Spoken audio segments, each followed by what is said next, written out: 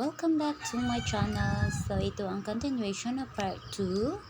So may magkita tayo ng mga solar and malakupa tree, damo-damo tree, plants, manzanitas, nyog, and papaya. Then yung ate ko na naglalakad. Then overlooking dito.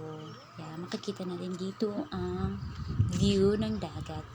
Literal talaga siya na nakita natin dito, guys. So, may magandang bahay. So, binidyohan ko siya kasi nagagandahan ako. So, kaya may mga damo dito na pwedeng kainin ng mga hayop.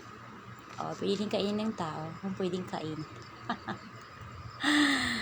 So, yan siya, guys. So, makita natin ito ang isang bahay sa Nara Park. It's a Nara Park. Pero parang ngayon, hindi na siya Nara Park. Ewan ko kung ano nang tawag dyan. So, ang Alcoy at Bohol ay nakaharap siya. So, makikita natin dito parang may chocolates. So, ayun siya, guys. Pero hindi pa ako nakapunta ng bahay. Pero maganda talaga dito, guys. Maghahangin-hangin, magka-camping-camping with the friends, barkaras, families, and etc. So, ayun siya, guys. So, super ganda dito, guys. Tahimik. And yun lang, guys. Thank you for watching. Bye-bye.